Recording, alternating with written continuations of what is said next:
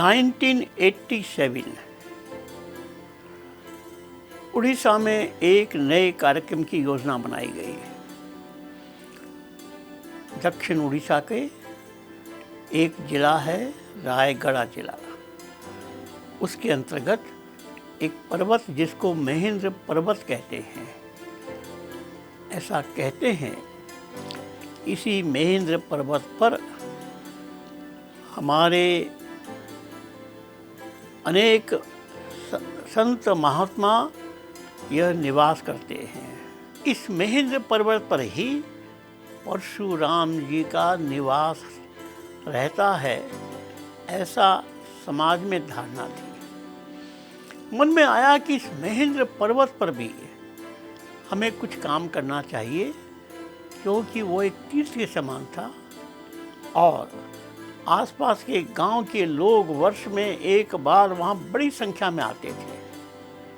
लेकिन कठिनाई यह थी कि उस पर्वत की चोटी तक जाने का मार्ग बहुत कठिन था।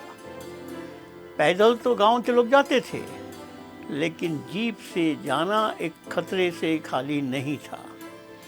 लेकिन कार्यकर्ताओं की जिद से हम लोगों ने तय किया और महेंद्र पर्वत पर एक बड़े कार्यक्रम का आयोजन किया गया।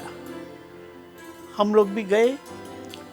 ये बताने में कोई संकोच नहीं कि जब मैं जीप से वहाँ गया, 2 बार भयंकर एक्सीडेंट होते होते बचा। और जब मेरे अधिकारियों को मालूम पड़ा तो उन्होंने इसके लिए बहुत मेरे प्रति नाराज़गी प्रकट की। आपने ये साहस क्यों किया?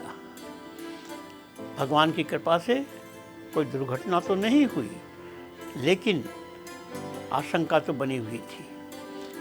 उस कार्यक्रम में वहाँ पर एक महेंद्र पर्वत पर परशुराम जी का मंदिर बनाने का निर्णय हुआ और इसके लिए एक बड़े कार्यक्रम का आयोजन किया गया।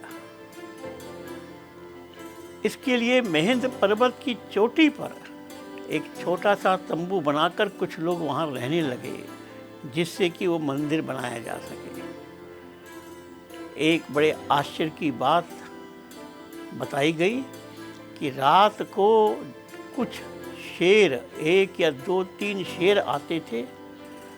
वो मंदिर बनी हुई जगह के सामने बैठते थे।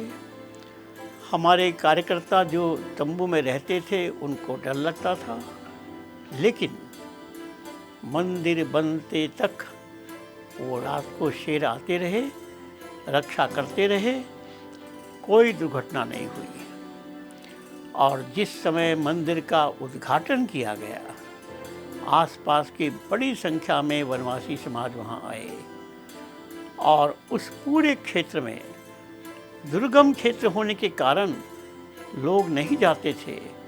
लेकिन इस कार्यक्रम से महेंद्र पर्वत पर मानो एक लोगों का आना जाना प्रारंभ हो गया और इस कारण से वहाँ रहने वाले हमारे वनवासी भाइयों से संपर्क आरंभ हो गया। जब उनको यह बताया गया कि ये महेंद्र पर्वत परशुराम जी का केंद्र है, उनका निवास है। परशुराम जी हमारे अवतार पुरुष थे, राम जी के पहले वही हमारे अवतार थे। अब यह बात तो वनवासी समाज को नहीं मालूम थी, और जब उनको मालूम पड़ा कि हम एक ऐसे महान महापुरुष के संतान हैं, तो निश्चित रूप से गांव-गांव में एक स्वाभिमान की लहर जगी। सबको नमस्कार।